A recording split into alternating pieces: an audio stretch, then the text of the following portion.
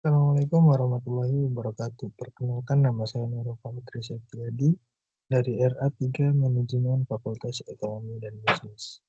NIM saya yaitu 16201230 163. Di sini saya akan memaparkan materi tentang pengantar teknologi informasi dari materi 1 sampai 7 dan dari materi 8 sampai 12. Oke, langsung saja. Di sini terdapat agenda topik utama dalam presentasi materi 1 sampai 7. Yang pertama yaitu pengantar teknologi informasi, sejarah perkembangan komputer, dasar-dasar perangkat keras, konsep program dan sistematis software, mengenal proses kata sampai dengan paperless publishing, apresiasi grafik, hypermedia dan multimedia presentasi, manfaat database dan pengaplikasiannya. Pengertian teknologi informasi. Teknologi informasi atau dalam bahasa Inggris yang biasa disebut dengan istilah information technology. Information technology adalah istilah untuk teknologi apapun yang membantu manusia dan membuat, mengubah, menyimpan, mengomunikasikan, dan menyebarkan informasi, sehingga dapat memudahkan manusia dalam hal yang mencakup teknologi. Definisi teknologi informasi. Teknologi informasi merujuk pada penggunaan perangkat digitalidian sistem komputer. Definisi teknologi informasi. Teknologi informasi terus meningkat pesat karena mencakup komputer, jaringan, perangkat, mobile, aplikasi, dan internet. Mendukung efisiensi. Teknologi informasi digunakan untuk meningkatkan efisiensi dan produktivitas di berbagai sektor. Sejarah teknologi informasi. Komputer ditemukan pada abad 1940-an ditemukan oleh Charles Babbage. Mesin hitung ditemukan pada abad ke-9 yang ditemukan oleh Babbage Pascal. Internet dan era digital ditemukan pada tahun 1969 ditemukan oleh Leonard Kleniarok. Penggunaan teknologi informasi dalam kehidupan sehari-hari biasanya kita menggunakan sebagai alat komunikasi, alat hiburan, dan alat belanja. Peran teknologi informasi dalam bisnis yaitu sebagai kolaborasi dan memudahkan dalam bekerja, sebagai alat pemasaran dan penjualan dalam bidang bisnis, sebagai alat pengambilan keputusan yang cepat dan tepat. Tantangan dalam implementasi teknologi informasi yaitu satu, keseluruhan teknologi, sumber daya, dan kompetensi, keamanan dan privasi. Keuntungan dan manfaat teknologi informasi. Otomatis dan efisiensi akses ke informasi, komunikasi global. Masa depan teknologi informasi yaitu kecerdasan buatan, komputasi ke kuantum, realitas virtual. Sejarah perkembangan komputer. Pengertian definisi komputer. Komputer adalah elektronik yang dapat menerima, menyimpan, mengelola, dan memberikan informasi secara otomatis.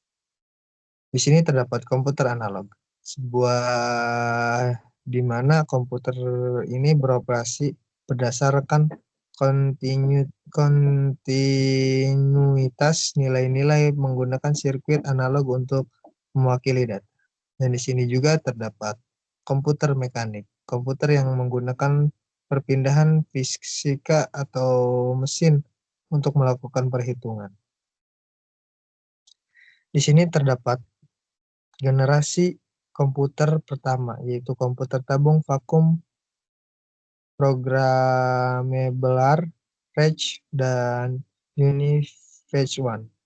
Generasi komputer kedua yaitu transistor, kartu ponsel, komputer arsitektur pipa.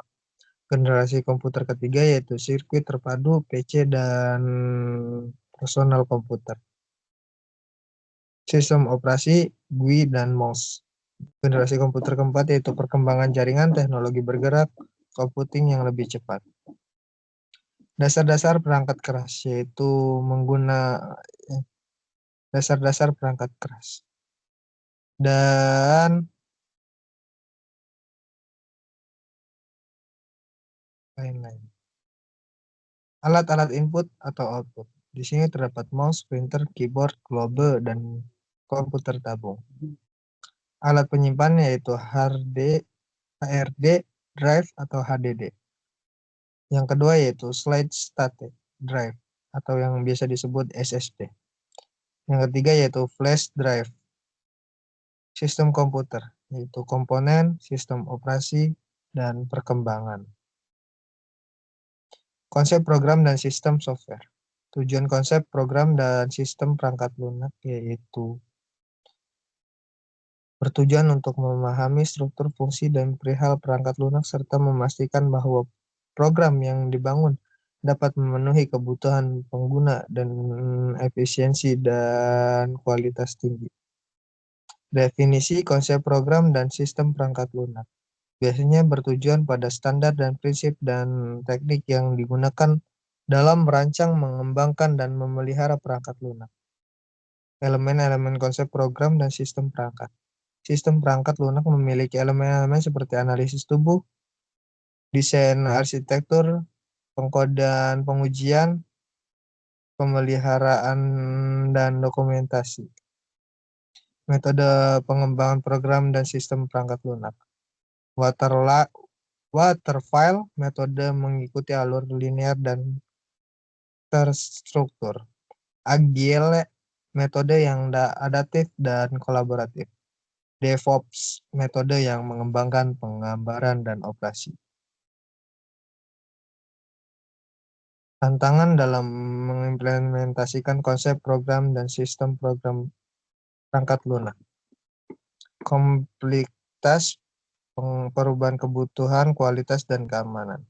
Keunggulan dan manfaat menggunakan konsep program dan sistem perangkat lunak yaitu produktivitas tinggi, peningkatan keamanan, peningkatan keandalan, kualitas unggulan.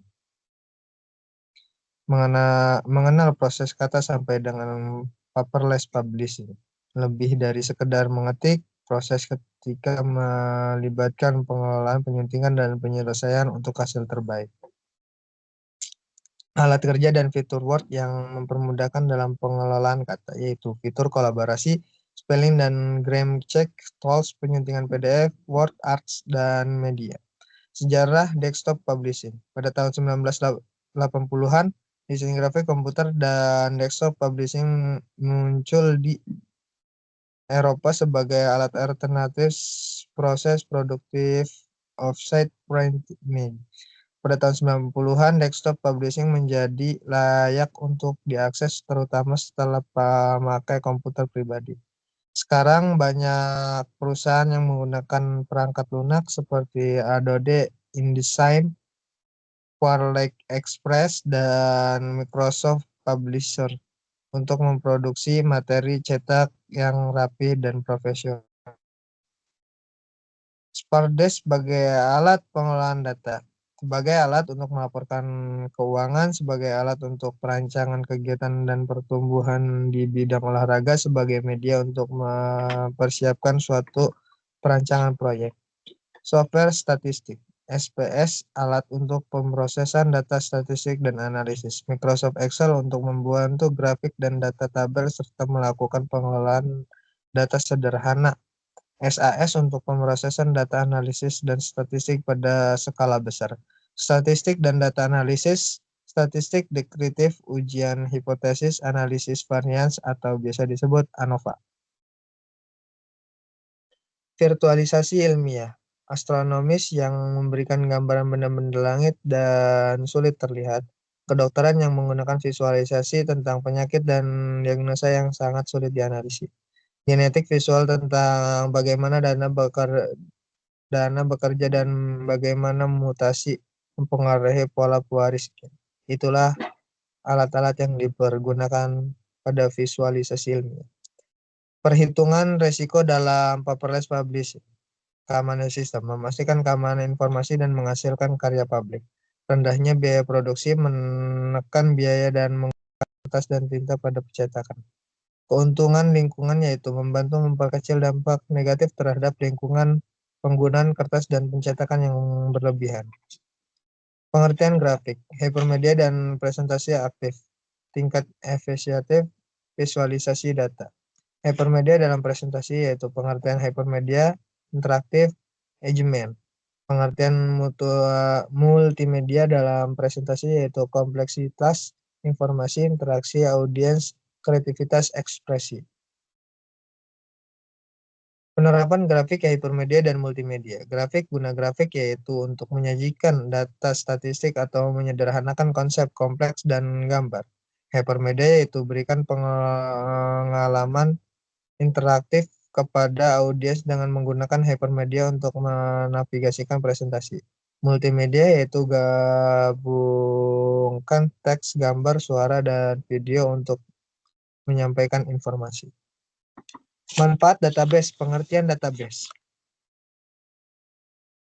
Database yaitu kumpulan data struktur yang disimpan secara sistematis. Manfaat penggunaan database yaitu penyimpanan efisien, akses mudah, pemeliharaan data, analisis data. Contoh pemanfaatan database dalam bisnis yaitu manajemen presedian, manajemen hubungan, analisis data bisnis.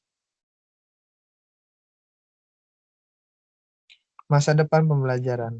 Ruang kelas daring berarti pembelajaran digital untuk semua orang. Pasar global untuk kursus dan sertifikasi praktis. Peningkatan kualitas pembelajaran campuran. Naiknya permintaan terhadap program berbasis keterampilan. Investasi yang lebih besar pada teknologi informasi dalam mengatasi kesenjangan digital. David Wallace pernah berkata, teknologi perlu ada di setiap kelas dan dikuasai setiap siswa dan guru. Karena ini adalah pena dan kertas zaman ini. Dan inilah lensa kita untuk merasakan banyak hal di dunia. David Wallace. Teknologi membantu guru menjalankan tugasnya, yaitu yang pertama memungkinkan guru untuk lebih fleksibel. Guru dapat menggunakan berbagai metode dan alat pengerjaan untuk memenuhi kebutuhan pelajar. Membantu guru untuk lebih terhubung dengan siswa, guru lebih mampu berkomunikasi dengan siswa dan mendukung mereka dalam proses belajar. Membuka akses ke lebih banyak sumber daya, yaitu guru dapat memenuhi materi pembelajaran tambahan yang dapat membantu tugas mereka. Lanjut, kita dari materi 8 sampai 12-nya, yaitu terdapat topik utama dalam presentasi. Yang pertama, mengenal proses kata sampai dengan paperless publishing. Yang kedua, apresiasi grafik hypermedia dan multimedia dalam presentasi. Yang ketiga, yaitu manfaat database dan pengaplikasiannya. Yang keempat, yaitu pengantar jaringan komputer dan telekomunikasi. Yang kelima, yaitu sejarah pengenalan internet. Dan yang kelima, yaitu memahami infrastruktur data dan informasi. Memahami infrastruktur data dan informasi, yaitu memahami infrastruktur data dan informasi adalah langkah penting dalam mengelola dan memanfaatkan informasi secara efektif dalam berbagai organisasi. Infrastruktur data mencakup semua elemen teknik yang diperlukan untuk mengumpulkan, menyimpan, memproses, dan mendistribusikan data. Ini termasuk perangkat keras seperti server dan perangkat penyimpanan serta perangkat lunak seperti sistem manajemen basis dan data alat analitik. Di sisi lain, infrastruktur informasi mencakup prosedur, kebijakan, dan praktik yang memastikan data dapat diakses dengan mudah dan aman oleh mereka yang membutuhkannya. Dengan memahami dan mengelola kedua komponen ini secara efektif, organisasi dapat meningkatkan efisiensi operasional, membuat keputusan yang lebih baik, dan mendorong inovasi. Pengantar jaringan dan teknologi informasi. Jaringan dan teknologi informasi adalah dua konsep yang sangat penting dalam dunia modern, terutama dengan perkembangan teknologi informasi yang pesat. Jaringan komputer dengan mengacu pada kumpulan perangkat keras dan lunak yang terhubung untuk berbagai sumber daya dan informasi. Jaringan ini dapat berupa jaringan lokal, yaitu LAN, yang menghubungkan perangkat di dalam area terbatas, atau jaringan area luas WAN yang mencakup wilayah geografi yang lebih besar. Teknologi di sisi lain adalah komunikasi jarak jauh melalui media elektronik seperti telepon, radio, televisi, dan internet. Telekomunikasi memungkinkan transmisi data, suara, dan video melalui berbagai jenis suara termasuk kabel, gelombang radio, dan satelit. Infrastruktur teknologi mencakupi berbagai komponen seperti menarik seluler, kabel, serta optik, dan satelit komunikasi. Sejarah internet dan perkembangannya. Internet adalah jaringan global yang menghubungkan jutaan komputer di seluruh dunia, memungkinkan pertukaran informasi dan komunikasi secara cepat dan efisien. Sejarah internet dimulai pada tahun 90-an ketika Departemen Perkembangan Amerika Serikat membangun ARPANET atau biasa disebut Advanced Research Project Engine New York sebagai jaringan komunikasi yang aman dan tahan terhadap serangan nuklir. Pada tahun 1983, ARPANET mengadopsi protokol TCP atau IP yang menjadi standar bagi komunikasi data internet. Itulah sejarah dan perkembangannya.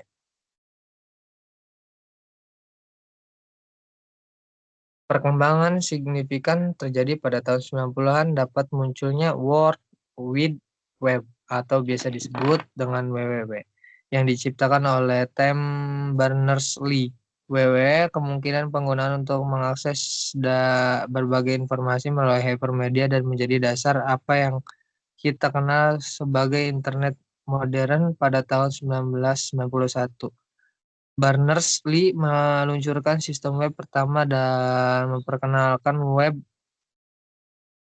Sejak itu internet terus berkembang pesat pada akhir 90-an dan awal 2000-an. Muncul mesin pencari seperti Google serta platform lainnya. Perencanaan sistem. Perancangan sistem adalah proses melibatkan pembuatan rancangan atau blueprint untuk sistem yang diinginkan. Langkah-langkah utama dalam perancangan sistem meliputi analisis kebutuhan, spesifikasi sistem desain, arsitektur desain detail, implementasi, dan pengujian.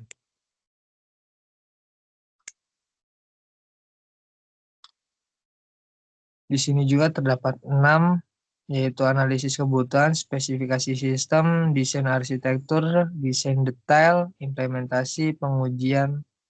Nah, setelah semua tahap ini selesai, sistem siap untuk diimplementasikan di lingkungan produksi dan dipantau untuk memastikan kinerja dan optimal. Perancangan sistem yang baik memastikan bahwa sistem tersebut efisien, dapat diandalkan, dan mudah dikelola serta di-upgrade di masa depan. Oke, mungkin itu saja yang dapat saya paparkan. Kurang lebihnya mohon maaf. Wassalamualaikum warahmatullahi wabarakatuh.